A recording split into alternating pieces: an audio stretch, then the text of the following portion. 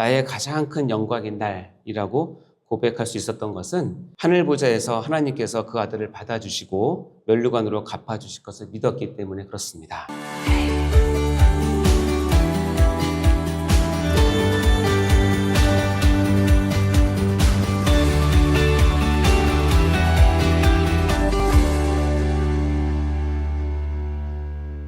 우리 같이 하나님의 말씀 요한계시록 4장 1절과 2절 말씀 보도록 하겠습니다. 신약성경 403쪽입니다. 요한계시록 4장 1절과 2절 같이 한 목소리로 봉독하겠습니다. 시작. 이 일 후에 내가 보니 하늘에 열린 문이 있는데 내가 들은 바 처음에 내게 말하던 나팔소리 같은 그 음성이 이르되 이리로 올라오라. 이후에 마땅히 일어날 일들을 내가 내게 보이리라 하시더라. 내가 곧 성령에 감동되었더니 보라 하늘에 보좌를 베풀었고 그 보좌 위에 앉으신 이가 있는데. 아멘. 자, 이렇게 새벽을 깨우며 예배 자리에 나오신 사랑하는 성도 여러분 환영합니다. 자, 혹시 요즘 삶이 힘들고 또 앞길이 막막하게 느껴지시나요? 우리의 믿음의 선배들인 요한계시록의 7교회 성도들도 그 당시 큰 환난과 어려운 가운데 있었습니다. 우리가 지난 시간 계시록 2장 3장을 통해서 나누었듯이 주님께서는 그 환난 중에 있는 그들에게 편지를 쓰셔서 격려도 해주시고 때로는 책망도 하시는 것을 보았습니다. 주님의 그 교회를 향한 무한한 사랑을 우리가 볼 수 있었죠. 자, 그리고 나서 곧바로 요한에게 하늘의 문을 열어서 놀라운 환상 하나를 보여주셨습니다. 왜일까요? 그것은 고난 중에 있는 교회들에게 하늘에서 지금 벌어지는 예배 광경을 보여주심으로써 위로를 주고자 함이었습니다. 마치 어두운 밤하늘에서 그 밤바다에서 방향을 잃은 배가 등대를 보고 용기를 얻듯이 주님은 어려움을 당한 성도들에게 눈을 들어 하늘의 예배를 바라보라 하고 초청을 하신 것입니다. 우리도 이 말씀을 통해 환난 중에 어떻게 하늘의 예배를 바라봄으로 힘과 위로를 얻을 수 있는지 깨닫게 되시기를 바랍니다. 그래서 오늘은 계시록 속의 예수님 이야기 시리즈 3번째 시간으로 설교의 제목은 눈을 들어 하늘의 예배를 바라보라 계시록 4장인데요. 제목 한번 읽어볼까요? 시작. 눈을 들어 하늘의 예배를 바라보라 계시록 4장입니다. 자, 요한계시록 4장과 5장은 이 앞에 2장과 3장에 이어서 나오는 말씀이죠. 2장과 3장 그리고 이 4장과 5장의 관계를 잘 아는 것이 오늘 말씀을 제대로 이해하는 배경이 됩니다.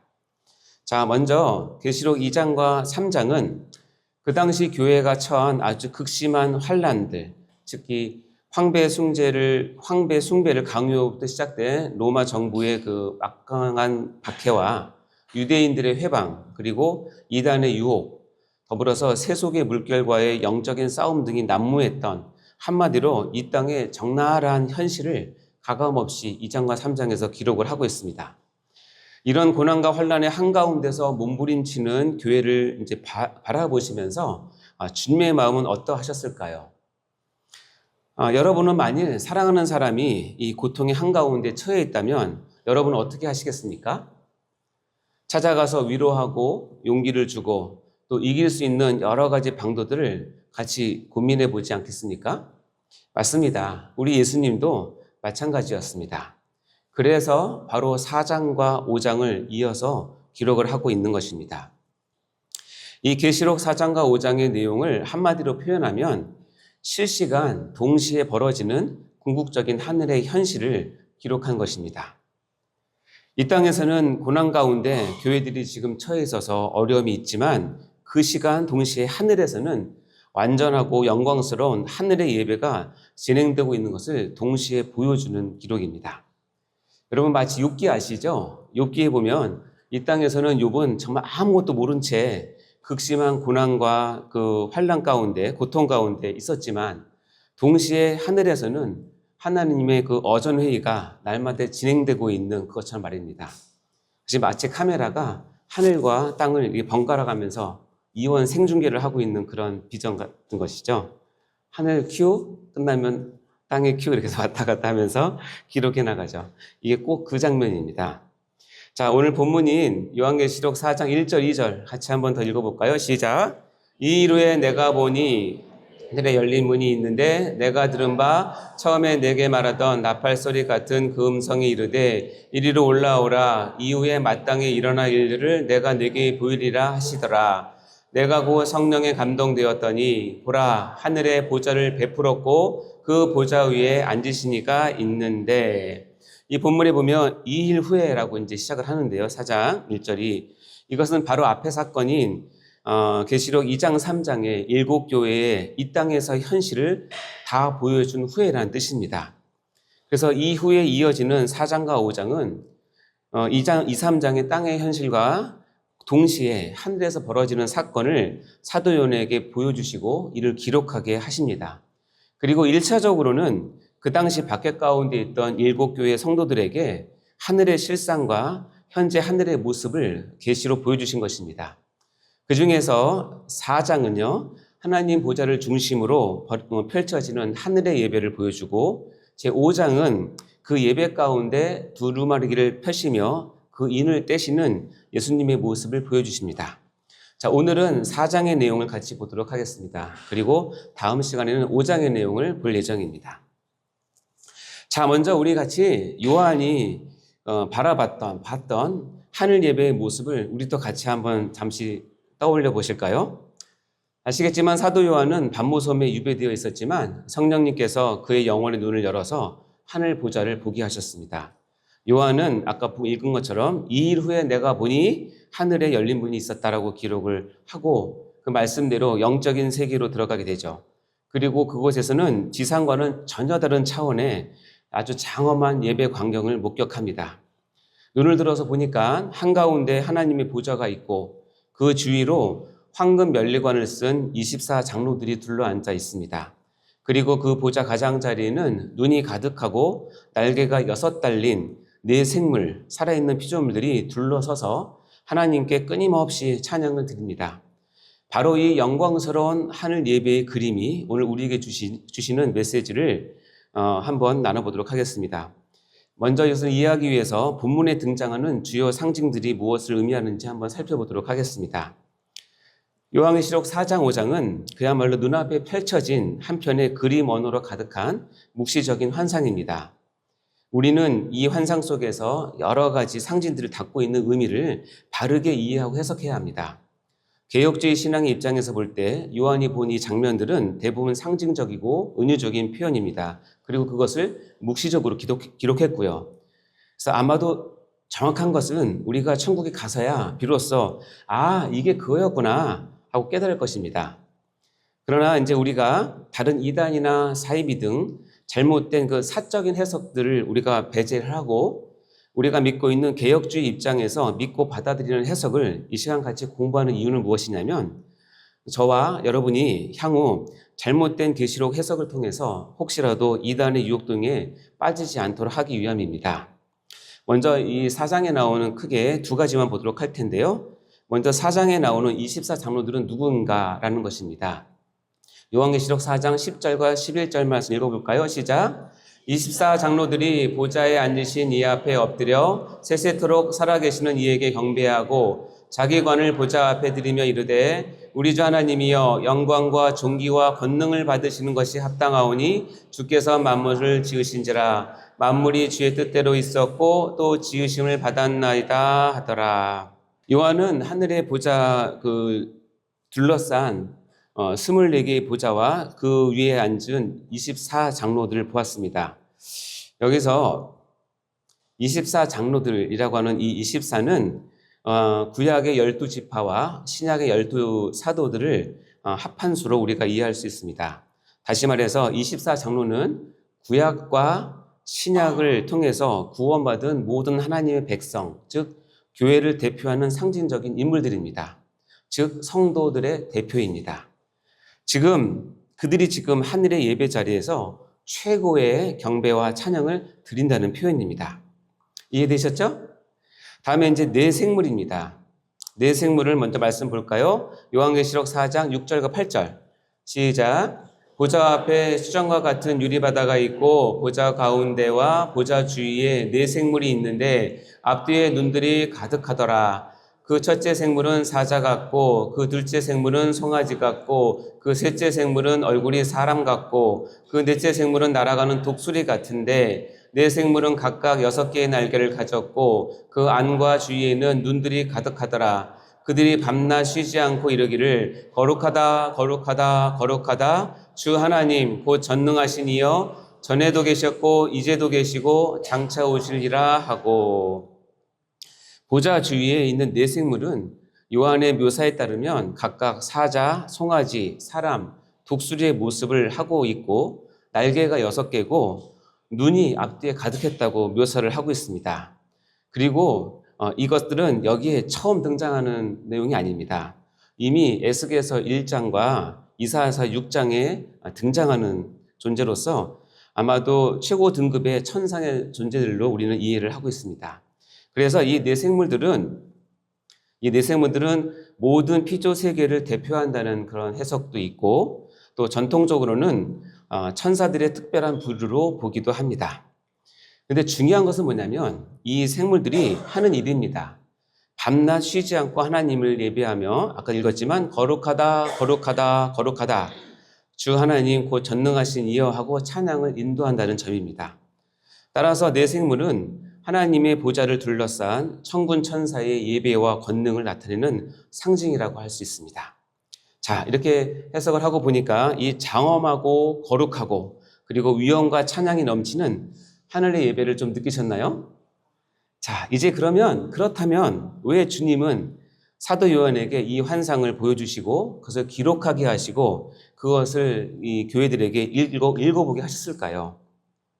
왜 영적 세계의 극치인 하늘의 예배를 이렇게 오픈해서 당시 7교회 성도들에게, 아니 지금 이 세상을 사는 성도들에게, 우리들에게 전적으로 하늘 예배를 공개해서 보게 하시는 이유가 무엇일까요? 이 몇 가지 교훈을 통해서 교회를 사랑하시는 예수님의 마음을 같이 알아보고자 합니다. 첫째는 땅에서 고난당하는 성도들이 하늘의 예배 광경을 봄으로써 하나님의 주권과 영광을 확신하게 하시려는 것입니다. 세상의 눈으로 보면 이 당시 성도들은 소수에 불과했고요. 권력을 쥔 로마 황제나 세속 권세 앞에서는 그들은 너무도 연약해 보였습니다. 당장의 눈앞의 현실은 교회가 짓밟히듯 하였고, 자, 과연 하나님 나라가 이기는 날이 올까? 라고 하는 의문이 들 법도 했습니다. 그러나 주님은 영적인 눈을 열어서 실상을 보게 하십니다. 그것은 로마의 황제가 아니라 하나님께서 우주의 보좌에 앉아 계신다는 사실입니다. 땅의 폭군들은 자신들을 신격화해서 경배받고자 했지만 하늘에서는 오직 창조주 하나님만이 홀로 존귀와 영광과 권능을 받으시기에 합당하다고 모든 만물들이 지금 노래를 하고 찬양을 하고 있는 모습입니다. 성도들은 이 환상을 통해 혼란한 세상 역사의 이면에 있는 진정한 참된 통치자의 모습을 확신하게 되었을 것입니다. 지금은 비록 악이 득세하는 듯 보여도 궁극적으로는 하나님이 다스리시고 경배받으신다는 진리를 눈으로 보고 마음에 새길 수 있었으니까요. 우리 역시도 마찬가지입니다. 삶의 풍파 속에서 두려움이 엄습할 때에 저 하늘 보좌에 계신 하나님이 거기에 앉아 계신다는 이 환상의 메시지를 꼭 기억해야 하겠습니다. 만왕의 왕이 되신 주님을 바라볼 때에 세상의 두려움이 작아지고 믿음의 용기가 솟아나는 것입니다. 믿으십니까? 아멘이시죠? 자, 두 번째 이유를 볼까요? 둘째는 하늘의 예배를 보여주심으로써 지상의 성도들이 위로와 소망을 얻도록 하신 것입니다. 요한과 7교회 성도들은 이 환상을 통해서 자신들의 궁극적인 운명을 깨닫는 위로를 얻었을 것입니다. 그들은 지금 박해를 받고 있고 눈물 가운데 있지만 장차 하늘의 영광 가운데서 24장로들처럼 하나님 보좌 앞에서 왕같은 제사장으로 서게 되리라는 희망을 품게 되었을 것입니다. 실제로 이 24장로들의 모습이 바로 승리한 성도들의 장래 모습을 가리키기에 그것은 고난받는 교회들에게 너희의 결말은 영광이다 라고 들려주는 그림 언어라고 말할 수 있습니다. 셋째, 우리에게 이렇게 보여주신 이유는 하늘에서 성도들의 기도가 향으로 올려지고 있다는 사실을 통해 큰 격려를 주기 위함입니다. 요한계시록 5장 8절 읽어볼까요? 시작. 그 두루마기를 취하심에 내 생물과 24장로들이 그 어린 양 앞에 엎드려 각각 검은 고와 향이 가득한 금대접을 가졌으니 이 향은 성도들의 기도들이라. 아멘. 이 말씀처럼 금대접의 향은 성도들의 기도라고 했죠. 이는 성도의 기도가 하나도 땅에 버려지지 않고 모두 하나님께 상달되어 쌓이고 있다는 뜻입니다. 고난 중에 드리는 신음이 섞인 기도라 할지라도 하나님께서는 향기처럼 받으시며 반드시 응답의 때를 예비하십니다. 일곱 교회 성도들은 이 환상을 통해서 하나님이 지금도 우리의 기도를 듣고 계시는구나를 깨달으며 아마 큰 위로를 받았을 것입니다. 우리도 마찬가지입니다. 때로는 우리가 기도해도 응답이 더딘 것 같고 정말 하늘이 철벽 같다고 느껴질 때가 종종 있습니다. 그러나 기억하십시오. 우리의 눈물이 섞인 기도가 금대접에 담겨서 지금도 하나님의 보좌 앞에 올라가고 있고 그것은 바로 하늘의 예배 가운데 이루어지고 있는 일입니다. 오늘 이 시간에 여러분이 나와서 드려지는 이 작은 기도가 끝나는 것이 아니라 지금 이 시간에도 동시에 하늘 예배에서 금대접에 우리의 기도가 담겨서 올라가고 있다는 사실을 꼭 믿으시기 바랍니다. 하나님은 향기처럼 우리의 기도를 간구를 받으시고 합당한 때에 그 기도에 아멘으로 응답해 주실 것입니다. 자, 이렇게 하늘 예배의 환상은 당시 극심한 환난을 당하던 성도들의 시선을요, 이 땅의 고통에서 하늘의 영광으로 들려 올려주는 역할을 했습니다. 이것은 오늘 우리에게도 동일한 교훈을 줍니다. 살아가다 보면 믿음 때문에 손해를 보거나 의롭게 살려고 하다가 어려움을 겪는 상황이 종종 생깁니다. 또는 인생의 고난이 밀려와서 우리의 눈이 땅에 떨구게 될 때도 많이 있습니다. 그럴 때일수록 의도적으로 눈을 들어서 하늘을 바라봐야 하는 것입니다. 골로새서 3장 1절과 2절 말씀 볼까요? 시작. 그러므로 너희가 그리스도와 함께 다시 살리심을 받았으면 위의 것을 찾으라. 거기는 그리스도께서 하나님 보좌 우편에 앉아 계시느니라. 위의 것을 생각하고 땅의 것을 생각하지 말라. 이 말씀에서 바울은 위의 것을 생각하고 땅의 것에 마음을 두지 말라고 우리에게 권면을 합니다. 우리의 시민권은 하늘에 있고 우리가 참여할 진짜 궁극적인 예배는 하늘 예배이기 때문에 그렇습니다. 이를 바라볼 때 이 땅에서의 고난은 잠깐일 뿐 잠시 후에 누릴 영광에 비하면 이것은 아무것도 아니라는 담대함이 생기는 것입니다. 그래서 제가 한 가지 예화를 드릴 텐데요. 여러분 다 아시는 한국교회의 유명한 순교자의 한 사람인 손양원 목사님 이야기입니다. 손양원 목사님은 일제시대와 공산 치하의 어려운 시절에서 목회를 하셨는데요. 1948년에 여수 순천 사건 때 두 아들이 공산당원에게 총살을 당하는 비극을 겪었습니다. 사랑하는 두 아들을 한날에 잃어버린 아버지의 마음이 어떠했을까요? 그러나 손 목사님은 믿음의 눈으로 이 끔찍한 사건을 바라보았습니다. 슬픔에 휘몰리지 않고 오히려 하늘의 관점으로 감사 제목 10가지를 적어 내려갔습니다. 그 중에 두 아들을 한날에 순교의 제물로 바치게 하심을 감사합니다 라는 내용도 있고요. 천국에서 내 아들들을 다시 만날 소망을 주심을 감사합니다 등을 적었습니다. 참 인간적으로는 도저히 감사할 수 없는 상황에서 그분은 하늘의 소망을 붙들었기에 감사할 수 있었습니다. 심지어 그 아들을 죽인 청년을 용서하고 양아들로 받아들이는 사랑까지 보였습니다. 그래서 그분의 별명이 사랑의 원자탄이라고 하죠. 손양원 목사님이 극심한 고난 중에서도 믿음을 지킬 수 있던 비결은 무엇이냐면 눈을 들어 하늘을 바라본 것, 즉 하늘 예배와 천국 소망을 현실처럼 확실한 것이 있습니다. 그가 두 아들의 순교를 가르쳐서 어떻게 표현했냐면 나의 가장 큰 영광인 날이라고 고백할 수 있었던 것은 하늘 보좌에서 하나님께서 그 아들을 받아주시고 면류관으로 갚아주실 것을 믿었기 때문에 그렇습니다. 설교를 마무리하겠습니다. 오늘 주님께서 우리 각자에게 이렇게 말씀하고 계신 듯합니다. 얘야 힘들지? 그러나 두려워 말고 눈을 들어라. 하늘을 보아라. 내가 여기 있단다. 내가 다스리고 있단다. 그리고 너의 기도도 내가 다 듣고 있단다. 그러니 낙심하지 말고 끝까지 믿음을 지켜라. 내가 받을 면류관이 준비되어 있단다 라고 말입니다. 사랑하는 성도 여러분, 이 약속의 음성을 붙드시기 바랍니다. 하늘 보좌에 둘러선 24 장로들은 바로 이기는 자들의 영광스러운 모습인 것입니다. 오늘 우리도 믿음으로 이기는 자가 다 되셔서 언젠가 저 하늘 보좌에서 면류관을 주님께 올려드리며 영원토록 찬양하게 될 줄 믿습니다. 그러므로 지금 이 땅에서 잠시 받는 환난에 여러분 눌려서 낙심하지 마십시오. 눈을 들어 하늘의 예배를 바라보며 용기와 위로를 얻으십시오. 그때 하늘의 하나님이 우리의 마음에 하나님의 평강으로 채워줄 줄 믿습니다. 계시록 4장에 하늘의 예배를 바라보며 살아가시는 귀한 성도님 다 되시기를 주님의 이름으로 축원합니다. 오늘 마치는 기도 대신에 아까 불렀던 찬양을 우리 같이 한번 불러보면서 여러분 개인적으로 간절한 마음으로 하늘의 예배를 바라보시며 찬양을 드리도록 하겠습니다. 손을 가슴에 모으시고 여러분의 시선을 하늘을 향하시기 바랍니다.